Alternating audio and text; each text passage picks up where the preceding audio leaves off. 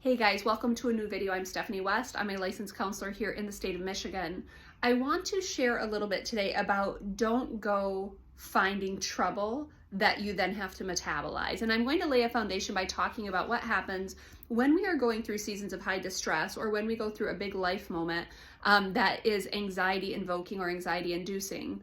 There's a typical response that happens, and by way of kind of things that could potentially be traumatizing to us, what happens is we have this point of impact followed by kind of confusion and withdrawal. So we're like, okay, what is this? What's going on here? Then there's something called an adjustment period. And then the last stage is reconstruction. And what that means is from the time I hear something to the time I kind of figure out what does this all mean and I apply it in a new way, there's this process that we go through.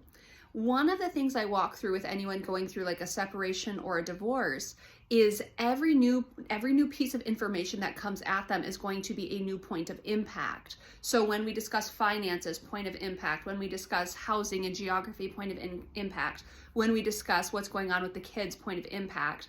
And that's one of the reasons why someone going through a season of divorce is actually really ill-equipped to do a lot of big decision making, because it's like impact and then withdrawal, confusion, adjustment, impact, withdrawal, confusion, adjustment, and you don't actually get to the reconstruction piece until kind of blow after blow after blow has been absorbed and then metabolized, processed through, and now I can make meaning of it. But through, the 6, 8, 12, 2 years, 6, 8, 12 months, or the 2 years of separation, whatever that ends up looking like, you have like impact after impact after impact. So it's really hard to make sense of good decision making and sound decision making in that season because there's impact after impact. Now, the reason that matters is because it does take our emotions, our cognition, our behaviors. It takes a little while to metabolize each new point of impact. That's just the reality of being human. That's the reality of kind of processing through life as it comes our way.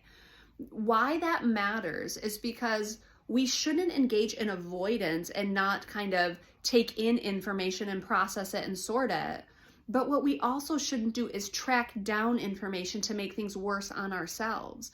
And so I actually see this sometimes where people are going through, let's say they're going through a breakup, and they start to seek out information about their ex. And so they'll stalk Instagram.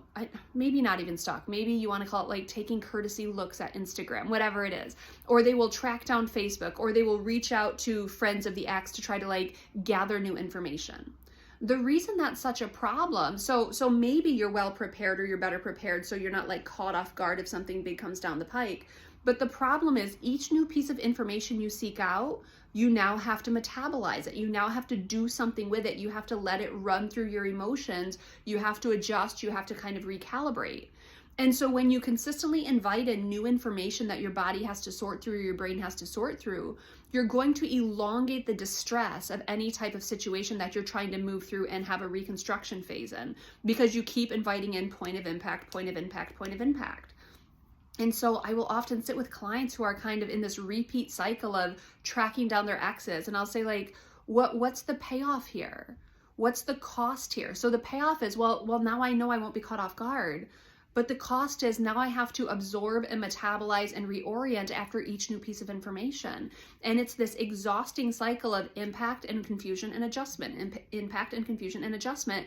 And if I keep inviting in impacts, then we're just going to be stuck in this kind of spin cycle kind of for the long ride until I'm deciding to stop impacting myself that way. And so I want to encourage you, if you are doing behaviors that you're constantly taking in negative inputs and you're like, why is this affecting me so much? Well, because we have to do something with each input, or we have to learn ways to be less affected by the inputs. But if we're, just living life and we're having to metabolize stuff, that makes sense.